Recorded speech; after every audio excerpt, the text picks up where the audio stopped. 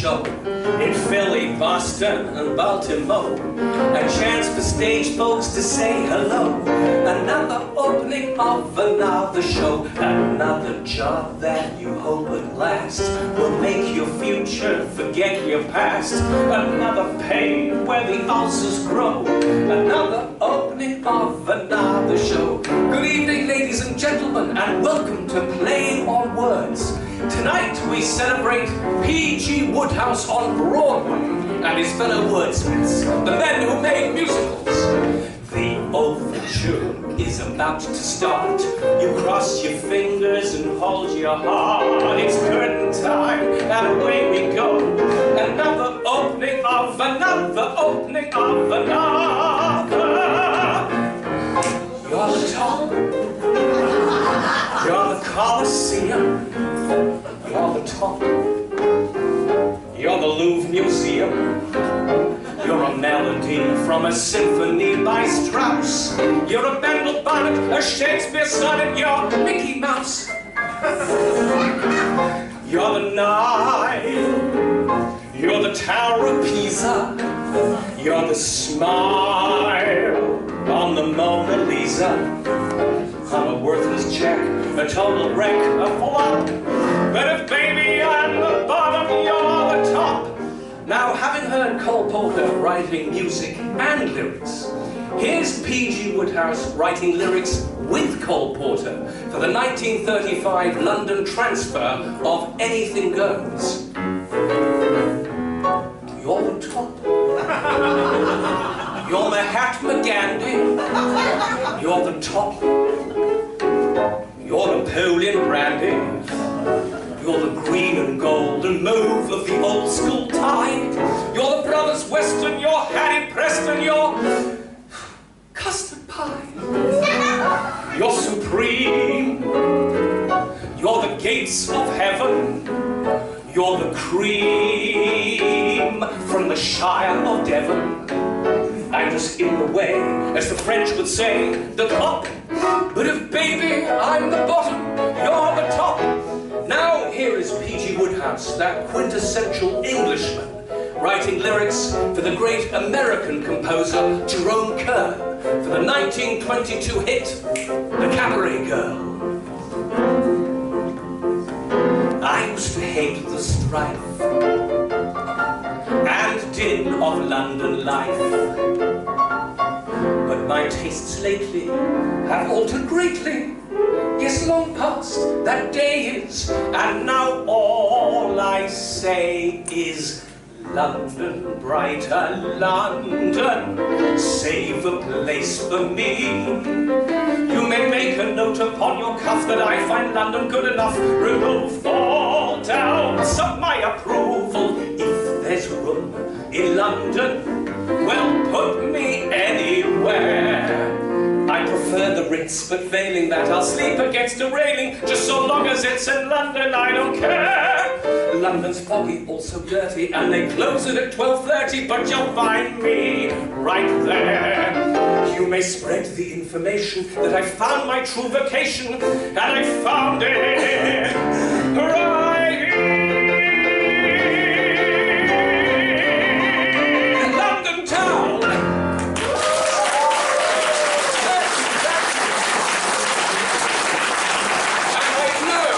P.G. Wodehouse was alive today, he would have said the Calcutta School of Music. So it's wonderful to be here. Simon and I are having such a ball in your wonderful city. So we're going to have a little homage to happiness tonight. And we're going to take you to a place of joy, of love, of romance, and of glamour. And then, after about an hour or so, we're going to do something very cruel indeed. We're going to release you back into the real world.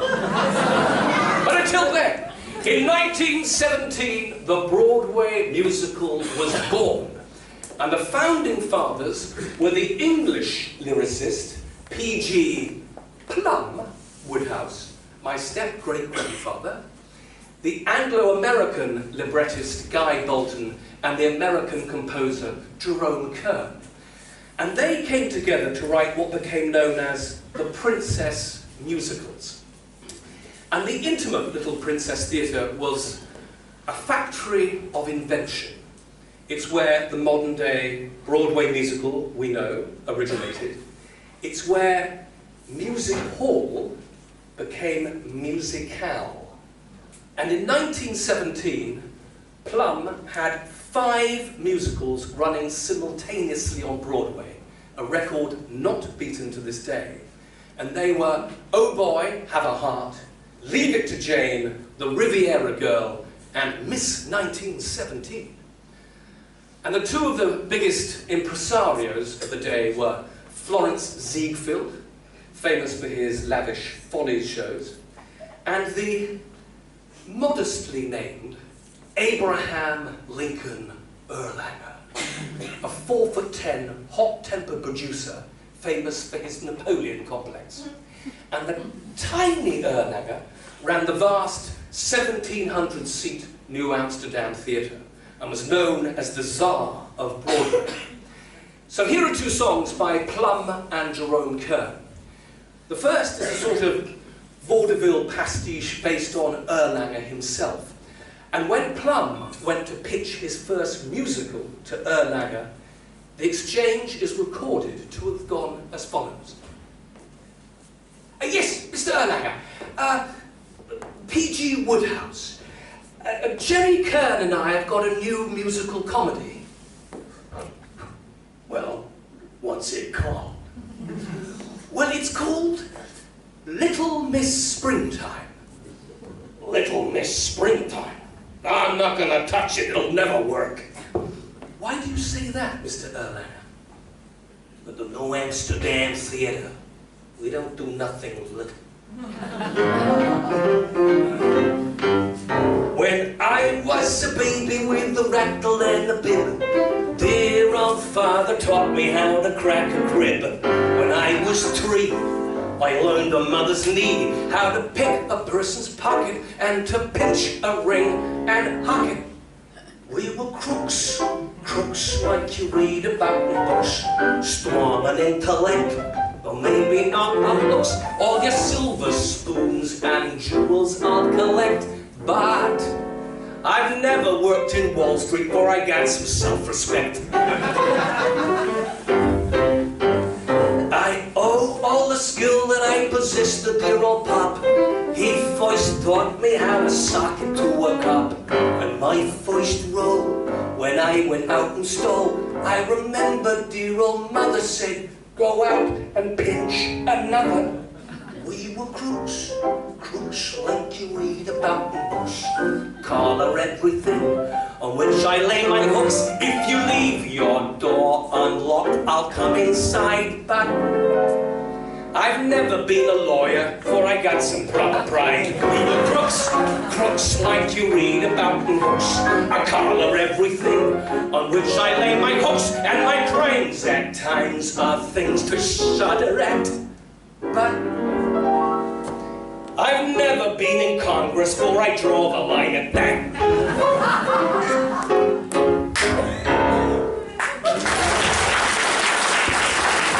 So here's the thing. The next day, Plum rushes up to Erlanger. He says, Mr. Erlanger, Jerry Kern, P.G. Wodehouse, we've renamed our musical. Well, what's it called now?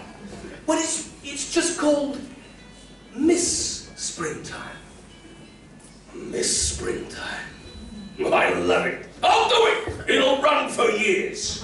And it did. And here's my favorite song from that show. It's my favorite song by Plum and Jerome Kern, and it's called My Castle in the Air.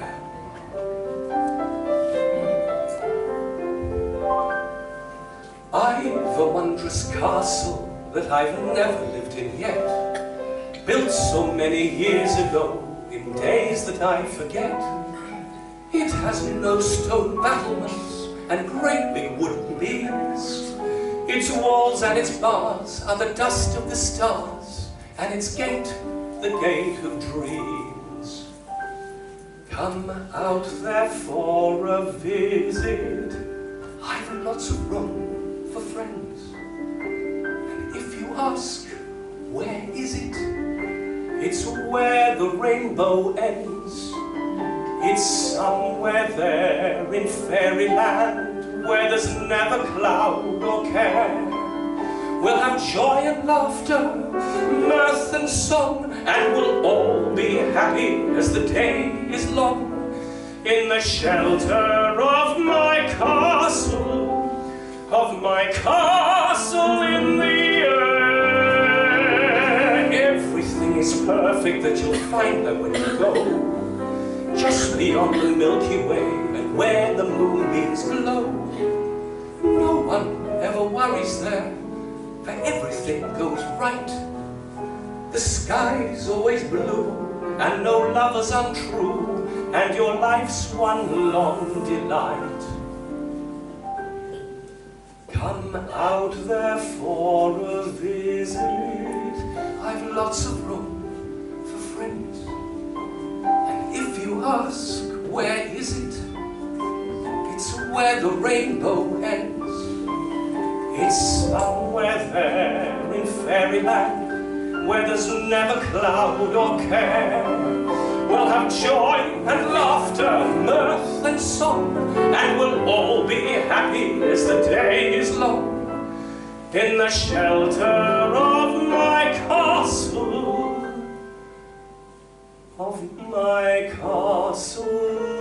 in the air.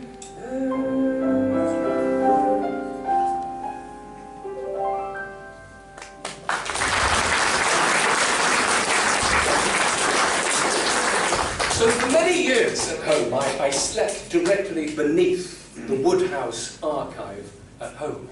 And it was this tiny little attic room that housed all these amazing songs.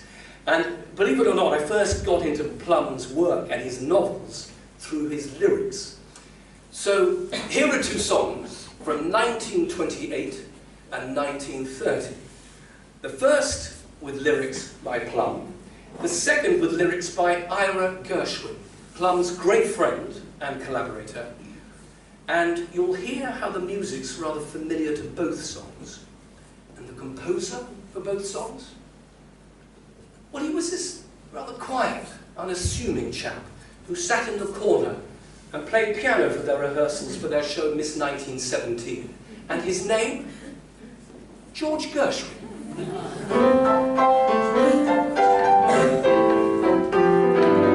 Yebo, but isn't love great?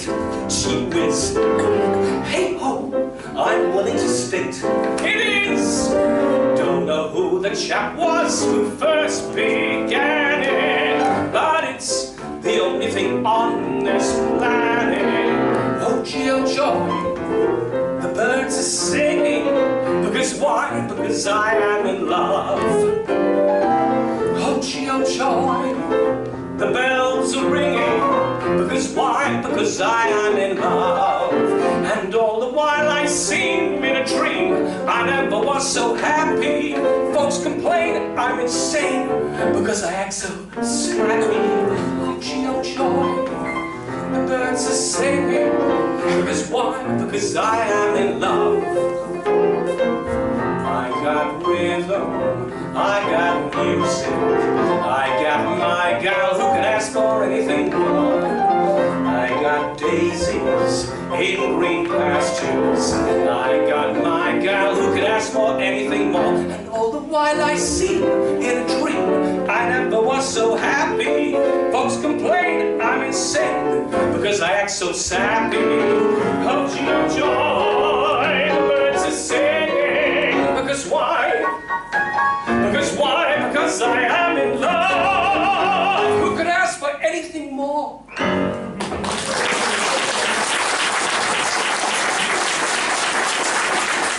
But of course there was one more of the superstar inaugurators of Broadway. We've had P.G. Woodhouse, Jerome Kern, George Gershwin, Cole Porter.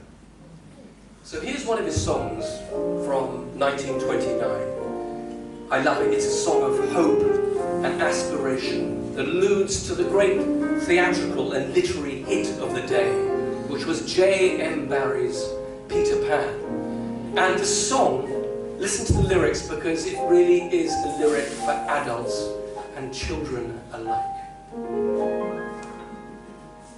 When you grumble and sigh, and you ask yourself why, you've the weight of the world on your mind. Did you ever reflect? It's because you neglect the dreams that you left behind.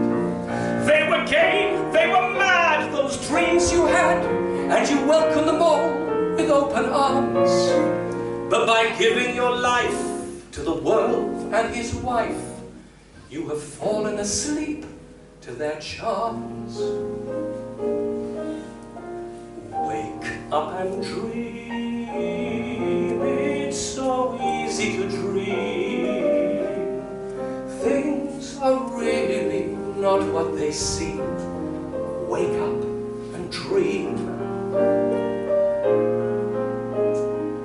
Open your eyes, take a look at the skies, where the stars so romantically gleam.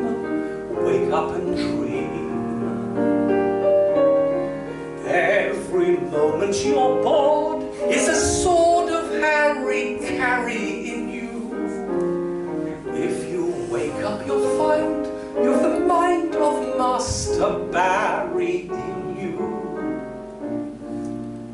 Listen, young man, you were once Peter Pan, but you've simply forgotten your theme. Wake up and dream.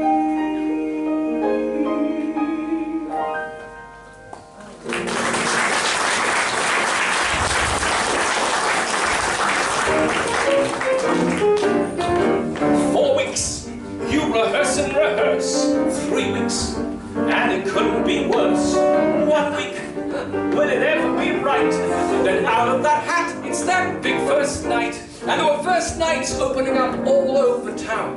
And the HQ for these creative luminaries was the round table of Broadway's Algonquin Hotel.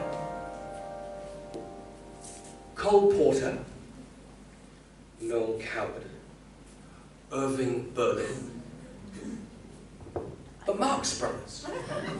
Oh, and the infamous Dorothy Parker, who famously remarked that the first thing she did when she got up in the morning was to sharpen her tongue. And who also famously remarked, casting for the lead role of the young girl should not be a problem at all, as there are so many starlets available. If they were all laid end to end, I wouldn't be at all surprised. They all sat round the table cooking up ideas for new reviews. And Dorothy Parker had just taken over from Plum as drama critic for Vanity Fair. And she loved the style of his new integrated musical comedies where the dialogue flowed effortlessly into the songs. Of course, it was the dawn of the great actors in musical movies too. Fred Astaire, Gene Kelly, but my favourite, Danny Kaye. And for Lady in the Dark in 1941, George's brother Ira Gershwin, somewhat surprisingly, teamed up with that very distinguished German emigre, Kurt Weill. And Danny Kaye needed a comedy number, so they came up with this patter song, which echoes back to the days of Gilbert and Sullivan, who were Plum's great mentors. This is a real play on words.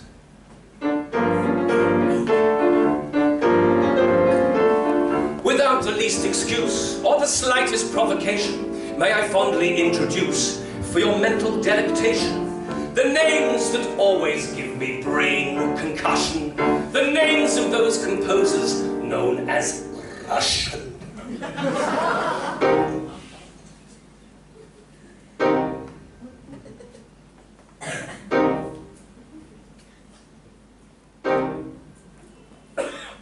There's Malachevsky, Rubinstein, Arensky and Tchaikovsky, Sapernikov, Dmitriev, Chenepnin, Krajjanovsky, Gadowski, Artaybuchev, Moniusko, Akumenko, Soloviev, Prokofiev, Timokin, Goroshenko.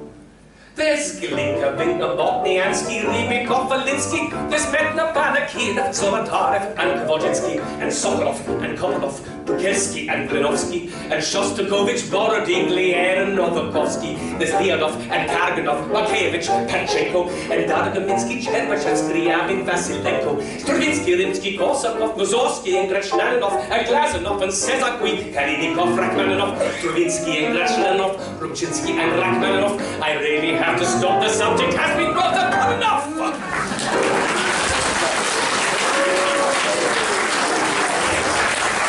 This is just because it's our last night.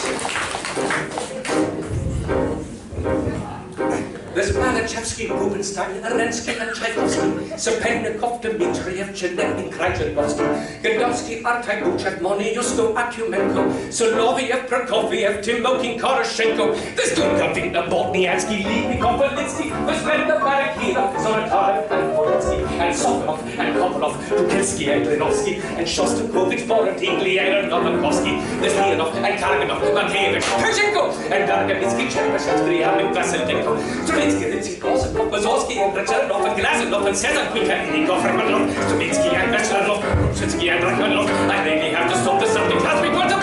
Stravinsky, Greshnaninov, Rubchinsky, Rachmaninov. I really have to stop because you all have undergone enough.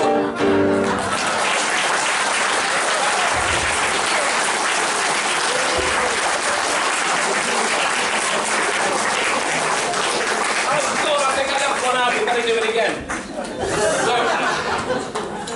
We'll spare you, ladies and gentlemen. Please, can I welcome my great friend, my companion in travel, who has done all these wonderful arrangements to these beautiful songs. He is quite simply one of the great pianists in London.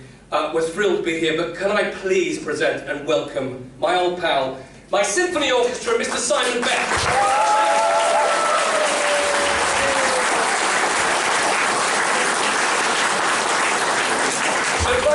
In 1930, Plum was firmly established as the great British author, paving the way for a young Noel Coward, some 19 years his junior, to continue his British Broadway legacy. Noel Coward and Gertrude Lawrence have become almost inseparable around this time, who Plum had earlier discovered, casting her as the lead in his 1926 Gershwin musical, OK. Noel and Gertie had appeared with each other in the Brixton pantomime, where Gertie, they were both children, Gertie, having forgotten her only line in a rehearsal, prompted the then 10-year-old Noel to advise the director somewhat pompously that the line would be safer with me. Gertie confided in Plum that she'd never quite forgiven Noel for stealing her first speaking part. And Coward was to have his revenge years later, when warning all stage-struck mums who wished to put their darling little daughters on the stage. Don't put your daughter on the stage, Mrs. Worthington. Don't put your daughter on the stage. The profession is overcrowded and the struggle's pretty tough. And admitting the fact she's burning to act, that isn't quite enough. She has nice hands to give the wretched girl her due, but don't you think her bust is too developed for her age? I repeat, Mrs. Worthington, sweet Mrs. Worthington, don't put your daughter on the stage. Regarding yours, dear Mrs. Worthington, of Wednesday the 23rd, although your baby may be keen on a stage career, how can I make it clear that this is not a good idea for her to hope? Dear Mrs. Worthington, is on the face of it absurd. Her personality is not in reality inviting enough, exciting enough for this particular sphere. Don't put your daughter on the stage, Mrs. Worthington. Don't put your daughter on the stage. She's a bit of an ugly duckling, you must honestly confess, and the width of her seat would surely defeat her chances of success. It's a loud voice, and though it's not exactly flat, she'll need a little more than that to earn a living wage.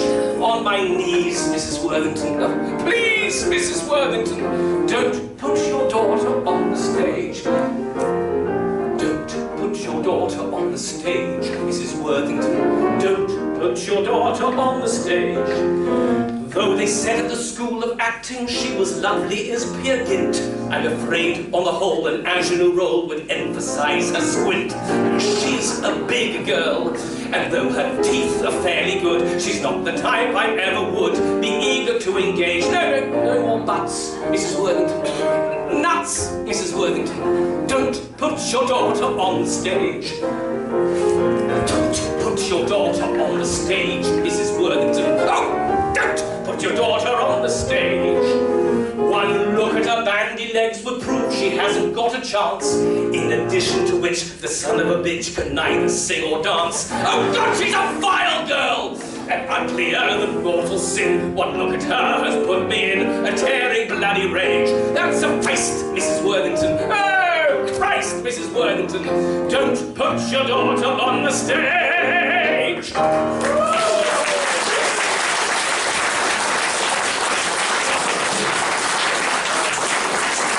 So, like all the great Broadway writers of the day, Plum was wooed to Hollywood and to the talkies, where even writing under contract to the mighty Sam Goldwyn of MGM, he found unfulfilling.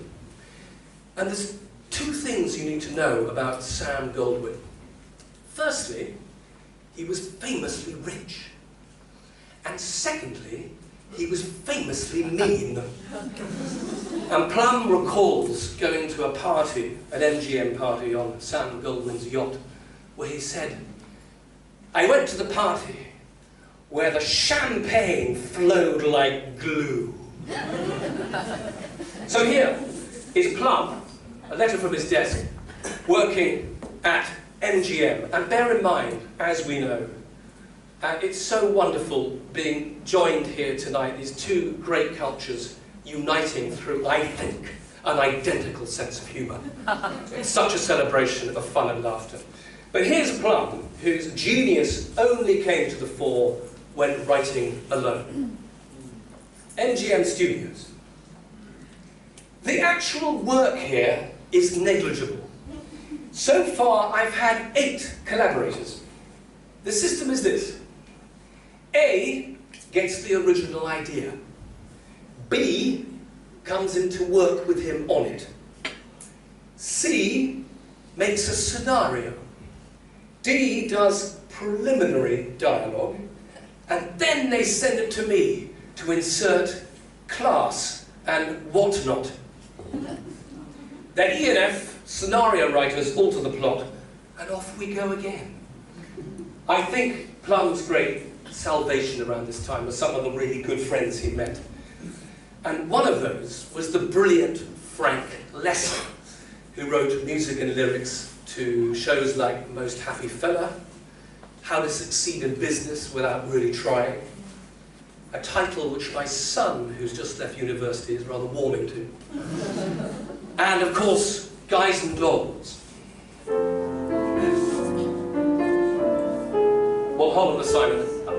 I'm going to stop the show because it's our last night here, and I want to tell a mildly inappropriate story. When we gave the archive, the P.G. Woodhouse archive, to the British Library, it's now in the public domain, I read a letter in which Plum recalls being invited by Frank Lesser out to dinner to meet Frank's second wife.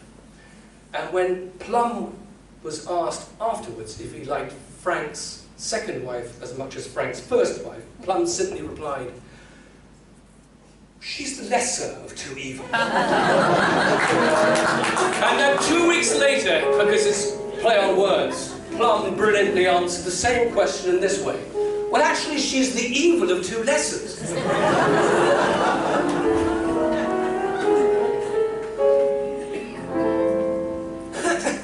My time of day is the dark time, a couple of deals before dawn, where the street belongs to the cop, and the janitor with the mop, and the grocery clerks are all gone. When the smell of the rain-washed pavement comes up clean, fresh and cold, and the street lamp light fills the gutter with gold, that's my time of day, yeah, my time of day. And you're the only doll I ever wanted to share it with me. I've never been in love before. Now all at once, it's you forevermore. I've never been in love before. I thought my heart was safe, I thought I knew the score. But this is wine that's all too strange and strong. I'm full of foolish song, but out my song must pour. So please forgive this helpless haze I'm in. I've really never been in love before. Luck be a lady tonight. Luck be a lady tonight. Luck if you've ever been a lady to begin with. Luck be a lady tonight. Luck, let a gentleman see how nice a dame you can be. I know the way you treated other guys you've been with. Luck, be a lady with me. A lady wouldn't leave her escort. It isn't fair, it isn't nice. A lady wouldn't wander all over the room and blow on some other guy's dice. So let's keep the party polite. Never get out of my sight. Stick with me, baby, I'm the fella you came in with. Luck be a lady. Luck be a lady. Luck be a lady tonight. Ha!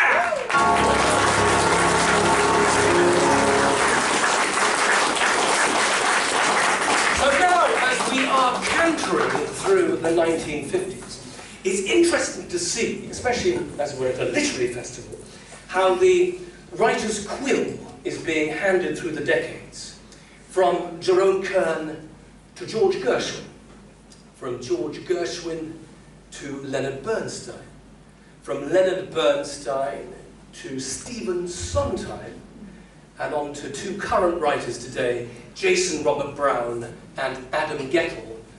And Adam being the grandson of Richard Rogers. And it's also worth noting that Broadway's Stephen Sondheim had huge admiration for his mentor, Oscar Hammerstein, while over in England, a similar effect was having upon our great sort of musical composer, Andrew Lloyd Webber. So, together, the Sondheim and Lloyd Webber heroes were the unmatchable Rogers and Hammerstein.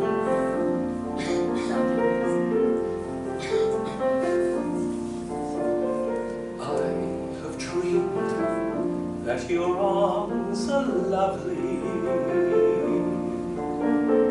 I have dreamed what a joy you'll be. I have dreamed every word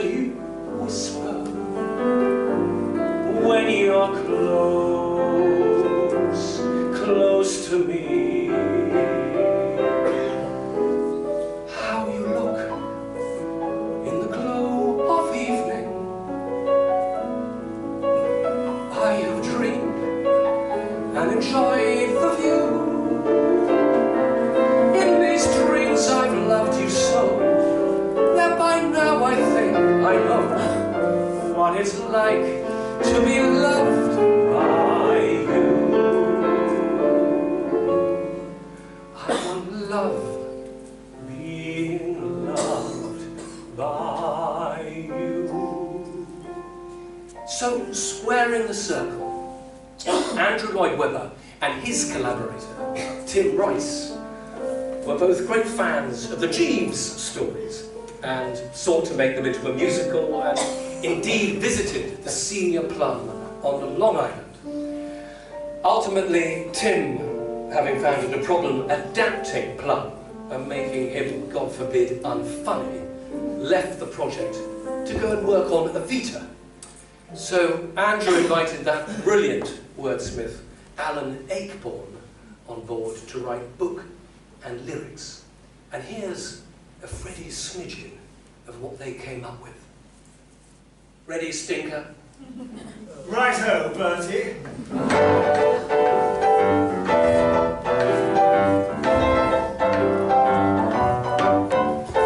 What would a chap do without it? How would he get through without it? How would he stay true without the code of the Worcesters? It's the code of the Worcesters. It's a simple philosophy. When perhaps a chap's in trouble, I respond with alacrity. And when my fellow men have problems, whatever they may be, they call on me, the sterling Worcester bee. Sir Andrew was once asked of all his tunes which was his favourite. And it's this next one. It's a real homage to Rodgers and Hammerstein, sung by the Reverend Harold Stinker Pinker to the lubricious Madeleine Bassett. Half a moment we are together, I shall want no one else and nothing new. Half a moment I shall treasure, keep it locked away for some future rainy day. Should you leave me with just this moment in my mind, I shall capture it anew, like some picture taken in my childhood. Half a moment spent with you. You know, when I was studying at New York's Juilliard School, we were often asked in that very American way, "Hey, Hal Cazalet? Hal Cazalet? Yeah, it's Brad from the Opera Center. Who's your favorite performer?" Before I had time to answer. For me, it's Luciano Pavarotti.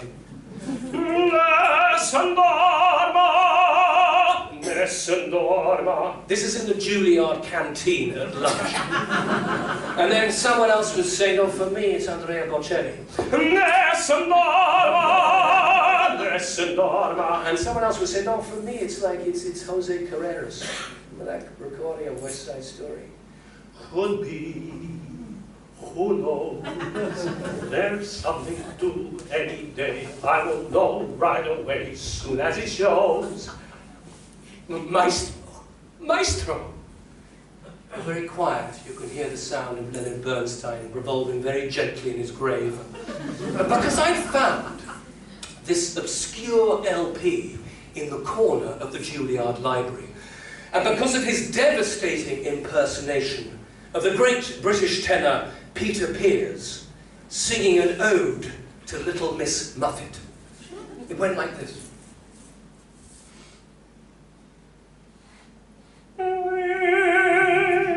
Little Miss Muffet sat on a dock, eating her curds, and there came a big spider, which sat down beside her, and fries is Marvin away. So I said, actually, my hero's Dudley Moore. It's rather like your Johnny Lever or Kishore Kumar. So, you know, Cole Porter was all sort of nudist parties in studios and gigolos and getting kicks out of champagne and cocaine. But Plum was all biting satire, lampooning the publishers and politicians of the day, which is exactly what Beyond the Fringe did in the 1960s. Words and music gently combined to satirize the sacred and the profound. And in addition to lampooning publishers, Plum was not unknown for castigating them too. And as we are at a literary festival, as I say, I think there will be a lot of sympathy out there with all you literati with this poem, The Printer's Error, by P.G. Woodhouse. As my latest book I pored, enjoying it immensely, I suddenly exclaimed, "Good Lord," and gripped the volume tensely. "Golly," I cried. I writhed in pain. They've done it to me once again, and furrows creased my brow. I'd written, which I thought quite good, Ruth, ripening into womanhood, was now a girl who knocked men flat and frequently got whistled at. And some vile, careless, casual gook had spoilt the best thing in the book by printing not. Yes, not, great Scott, when I had written now. On murder in the first degree, I knew the law is rigid. Its attitude if A kills B to A is always frigid. It counts it not a trivial slip if on behalf of authorship you liquidate compositors. This kind of conduct it abhors and seldom will allow. Nevertheless, I deemed it best, and in the public interest, to buy a gun, to oil it well, inserting what is called a shell, and go and pot with sudden shot this printer who had printed not when I had written now. I tracked the bounder to his den through private information. I said, "Good afternoon," and then I explained the situation. "I'm not a fussy man," I said. "I smile when you put rid for red, and bad for bed and hode for head, and bulge instead of bow. When wone appears in lieu of wine, or if you alter cone to shine, I never make a row. I know how easy errors are.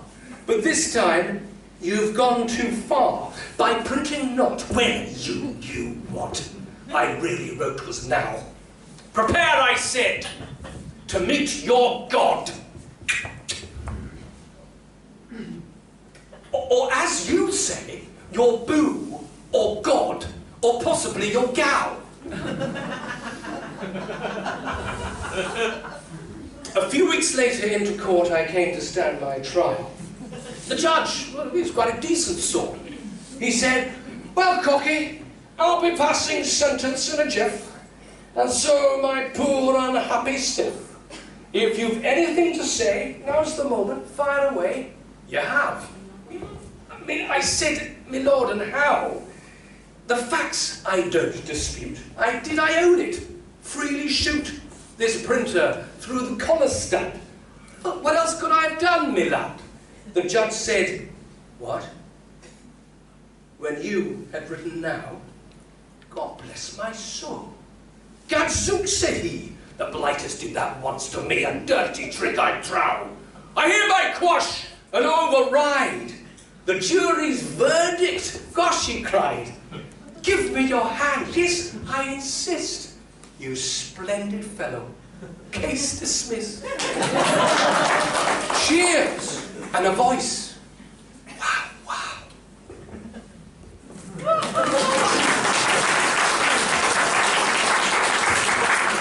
So Plum always said that he approached the writing of poetry, plays and prose as a kind of musical comedy without the music. And to be a humorist, he said, I quote, one must see the world rather out of focus. You must, in other words, be slightly cock-eyed. For example, when a girl has a soft, dreamy voice, to me it sounds like clotted cream made audible. Or if she has a sentimental and soupy voice, like Madeline Bassett, she thinks the stars were God's daisy chain, and every time a wee fairy sneezes, a baby's born.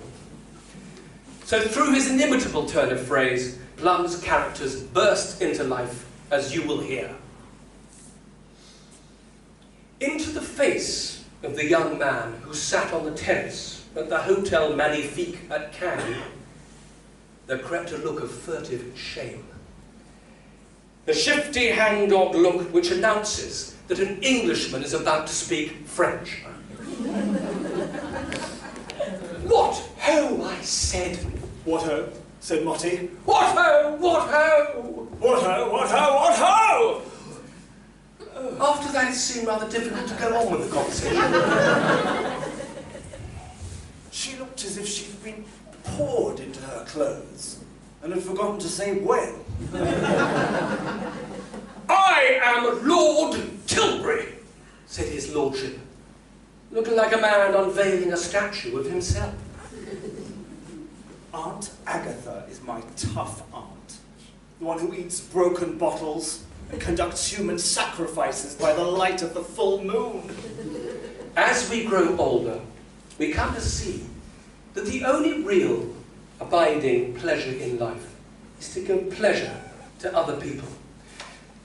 Of all his immortal characters, the relationship of Bertie Wooster, the affable, hapless chump, and Reginald Jeeves was to be Plum's most endearing and enduring.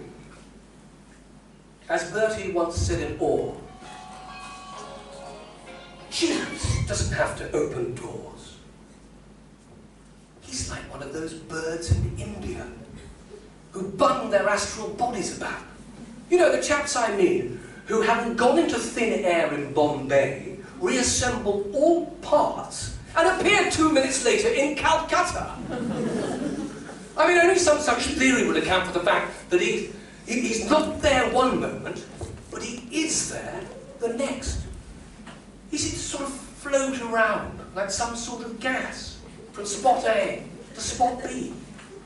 Now, Jeeves was never one to voice his disapproval, but somehow found the perfect way to make it known.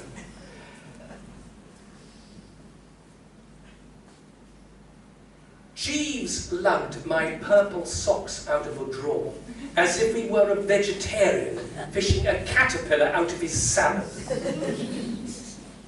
And to sum it up, Jeeves would never fail to reassure Bertie in moments of crisis.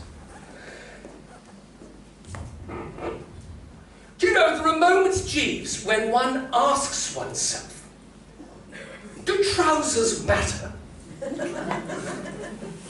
The mood will pass, sir. So just how did Plum, over so many years, manage to produce all these treasures that we've come to love and adore? Well, the clue is in his working day, for which most of his life followed a very simple pattern, and it reveals a very private man with a fiercely protective wife, Ethel, my great-grandmother, who enabled him to escape into his imagination. And the day was simple. He got up, he was greeted by a love note in his cereal bowl from his darling wife, Ethel. He'd then sit in his blue armchair, blue one, and he'd make notes for an hour, and then he'd work all morning until a very important moment happened, which was 1 o'clock. It was time for his lunchtime martini. And Ethel mixed them strong, and I recall my father saying that Ethel always had 2 and Plum 1. And then Plum would pick the cocktail shaker out and sort of drip the rest of it in, which he called his dividend. And then the afternoon he went for a walk with Guy Bolton, his great partner in crime from the amazing Broadway days. And then he'd sit in his chair again and he'd work for another 3 hours. And then read. And incredible to think, and note to self, could do better. Plum read the complete works of Shakespeare every 4 years, which is absolutely extraordinary, isn't it? And the other thing, because we've done this tour down in the south, and we were in Bangalore, my blood great-grandfather is buried in Bangalore, in fact. And I feel it's a real sort of homecoming, coming to India. I love it here. Because Plum's brother, Ernest Armin Woodhouse, who was 2 years older than Plum, lived in Pune, and he was the tutor of Jiddu Krishnamurti, which was extraordinary. So there's this amazing Woodhouse connection to this country. And there really wasn't a day when Plum wouldn't miss the companionship of my grandmother, Leonora, his adopted daughter. He adopted her in 1914, they adored each other. And he hailed her the queen of her species. And she died tragically just before the end of the war. But they shared a kind of witticism, which they both absolutely delighted in. And he dedicated his novel, The Heart of a Goof, as such. To my daughter, Leonora, without whose never-failing sympathy and encouragement, this book would have been finished in half the time. And then on learning of her death in 1914, Plum simply said, I thought she was immortal. But my abiding memory of my great-grandmother, Ethel, was when she was 98 years old. And it was my last visit to go and see her in Long Island. They lived in a little village called Remsenburg. And the last memory I have of her is she heard the children, myself and my 2 siblings, were having dinner. And we were sitting down in the kitchen, sort of the kitchen came into the sitting room with this wonderful staircase that went up. It's actually a very humble house. And we were sitting there in our flip-flops and shorts and t-shirts eating burgers. But darling Ethel had found out that we were having supper at 6 o'clock. And this vision came down the staircase in a black sequin dress, high heel shoes, a feather boa, makeup, and pearls. And she walked into the sitting room cum kitchen.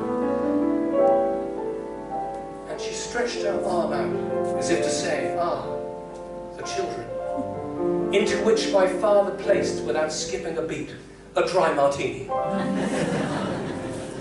So, sadly I missed meeting Plum himself, but they had a very, very loving and very adorable and close relationship. And it was a long, long marriage. And the last breakfast note she left for her beloved Plummy simply read, this was just before he died, I'm in love, I'm in love, I'm in love, I'm in love, I'm in love with a wonderful guy. Don't we all wish we could start our days like that? So if Plum was the quintessential Englishman writing in America, the quintessential American writing about the English language was, I think, the great Alan J. Lerner. And just to prove that I haven't been speaking complete rot to you this evening, it says on my complete lyrics of P.G. Wodehouse, P.G. Wodehouse inaugurated the American music. Alan J. Lerner.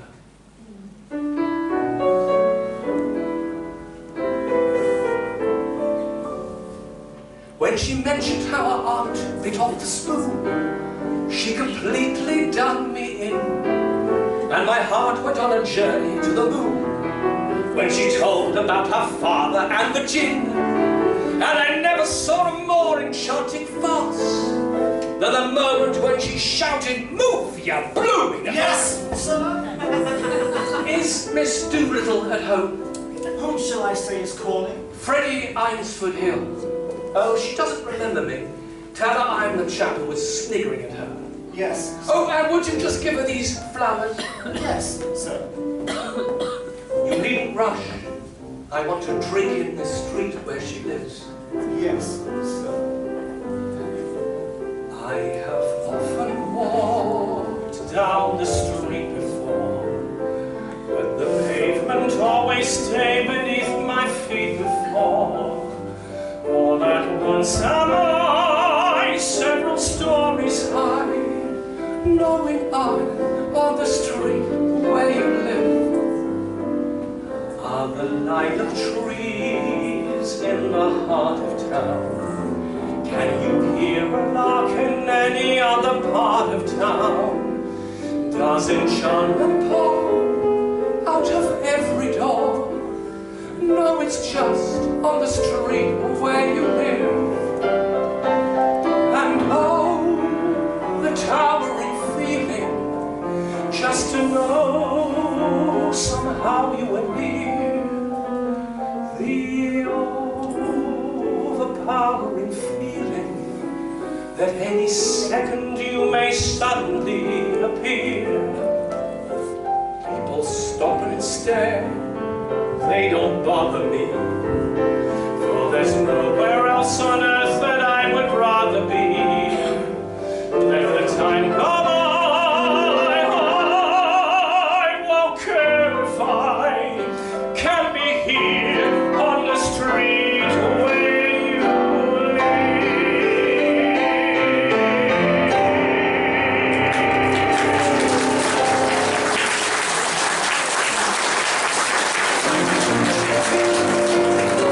So, thank you. It's not a cracking tune.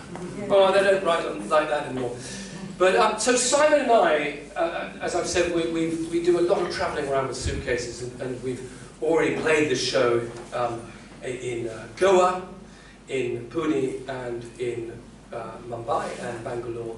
And it's just such a treat to be back in India, but we do get involved in a lot of productions that we don't particularly enjoy, with large groups of people. So if you'll forgive me, I've rewritten the lyric to this next song in order to exorcise the ghost and spirit of my memory of my first international tour with a repertory theatre company.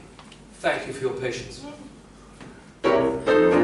Another opening, another tour in Calcutta, Delhi via Bangalore, who cheered us all to the last encore. Another opening of another show, another romance in Dehradun, a mistake you made on the tour last June. Another fling with the first bassoon, another opening of another show. Zoom calls keep a marriage on course, Facebook helps prolong a divorce. But touring, it's the blood of your life, so type off a kiss to your virtual wife and join the cast that play acting games, that stand in circles and shout their names. I'm Bran, I'm Marco, Denise, I'm James. Another opening of another show. That constant bad dream where all goes wrong. You mess the words up in every song. The night that Cameron comes along, another opening of another show. The curtain call where you're cheered and booed. You're in the spotlight and in the nude, and can't get off cause your feet are glued. Another opening of another show. Tits, teeth, give a smile like a queen. Jazz hands in a time-step routine. Keep playing and making it new. You've 8 shows a week to tame a shrew. Then comes the moment in which you thrive. Give KLM your Henry V. Once more, my friends, to the breach we'll go. Another opening of another show. Sick feeling, a consummate fraud. Hands clutching a trembling sword. Oh, come on, darling. Grab your crown and your spear. Cry halloo for England. What's to fear? So make a right out of every wrong. It's showbiz, folks, so the show goes on till the final curtain, and to hope we go. Another opening of another opening of another closing of another closing of another show.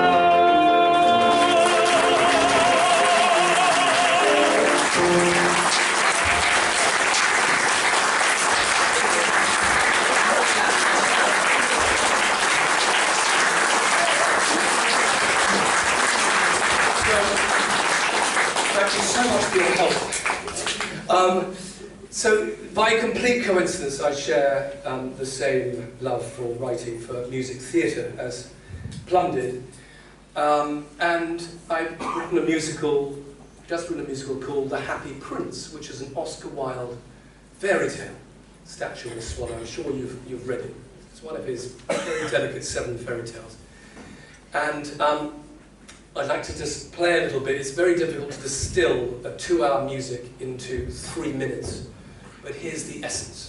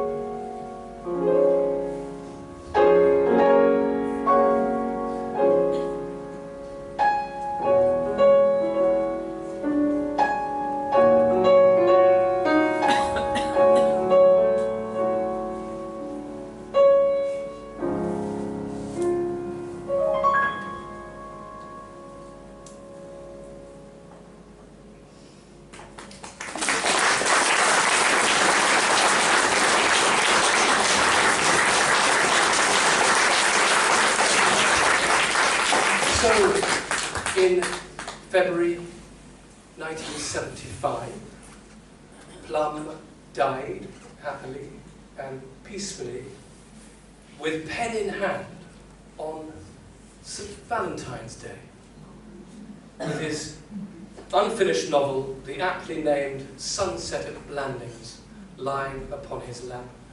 And I'm so grateful for my heritage and all the fun and joy he's given me throughout my life, and hopefully all the pleasure he's given to you.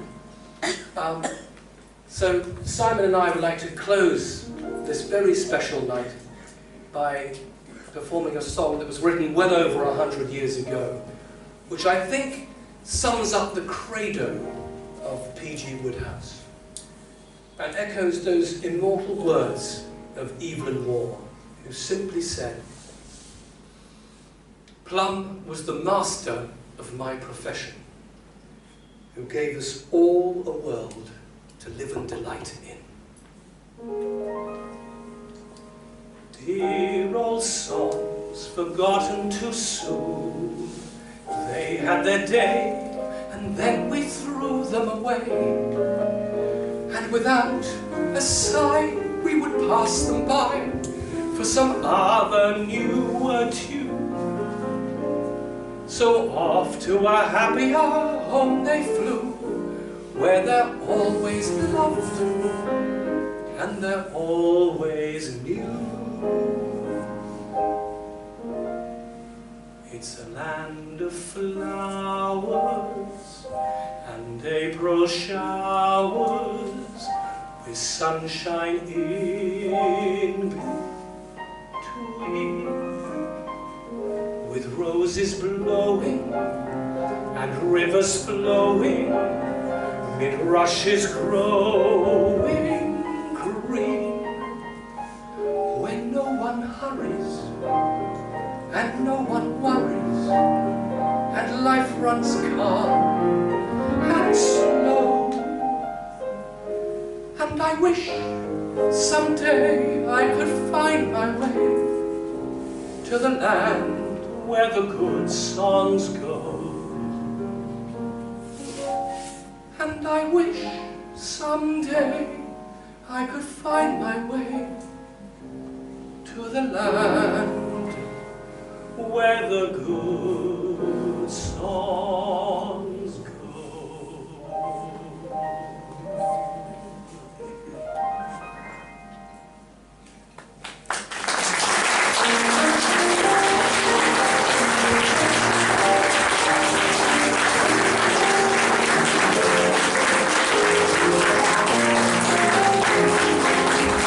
Well, I think there's only one way we can say goodnight tonight.